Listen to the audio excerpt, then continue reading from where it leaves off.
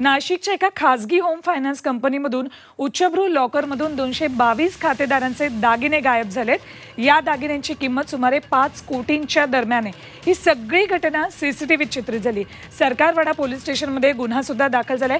शहरातल्या डोंगरे वसतिगृह परिसरामध्ये 24 तास रहदारी असते आणि अशा ठिकाणी हा सगळा प्रकार घडलेला आहे। त्यामुळे खासगी बँका, फायनान्स कंपन्यांचे लॉकर्स आणि त्यांची सुरक्षा आता ऐरणीवर आलेली आहे। पुन्हा जाऊयात आपण योगेश खरे यांच्याकडे। योगेश, अत्यंत धक्कादायक ही बातमी, आपण काही वेळापूर्वी सुद्धा यावर बोललो होतो। काय नेमके आता यातले अपडेट्स आपल्या समोर येत आहेत? सुवर्णा, एखाद्या खाजगी बँकेमध्ये, एखाद्या खाजगी कंपनीच्या लॉकरमध्ये आपली घरातली मालमत्ता किंवा आपण केलेली मेहनतीची कमाई त्यामध्ये ठेवणं किती धोकेदायक ठरू शकतं हे नाशिकमधल्या या घटनेनं समोर आलं आहे। या लॉकरमधून जवळजवळ 222 लोकांचे आत्तापर्यंत 5 कोटी रुपयांचे दागिने गेल्याच्या तक्रारी आलेल्या आहेत। अजून अनेक जण जागी व्हायचे आहेत। आज ही अमृत नोनी गॅस्ट्रिन, अपचन, ऍसिडिटी, गॅस्ट्रबल ह्यापैकी तुम्हाला कुठलाही गॅस्ट्रिक प्रॉब्लेम झाला, उपाय एकच, अमृत नोनी गॅस्ट्रिन।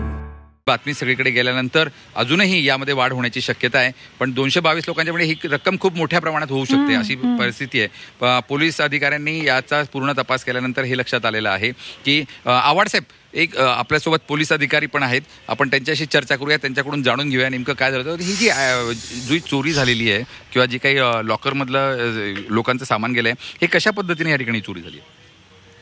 ती चोर गुन्हेगारांनी खिडकीतून प्रवेश केलेला आहे आणि त्यांना चावी पण तिथंच उपलब्ध झालेली आहे। त्यामुळं आमचा सर्व अँगलने तपास चालू आहे।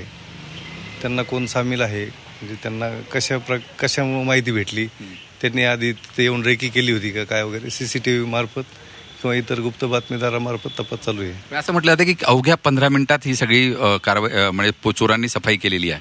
प्रत्यक्षात बँकेत एंट्रीचा कालावधी कमी आहे, त्यांनी आधी किती वेळ तिथं घेतलाय वगैरे त्याबाबत तपास चालू आहे।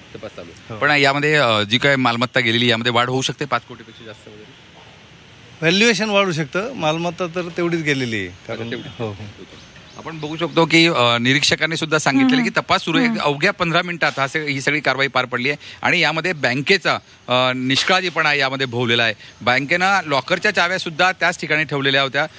चोरांनी सहजपणे त्या चाव्या हातात घेतल्या आणि पूर्ण लॉकर चावीने उघडून त्यांनी हे संपूर्ण काम या ठिकाणी केलेलं आहे। अगदी बरोबर, थोडक्यात पूर्ण तयारीनिशीच हे सगळं घडलंय असं सध्या जे दिसतंय त्यावरून आपणही म्हणू शकतो। योगेश, धन्यवाद या संपूर्ण माहितीसाठी।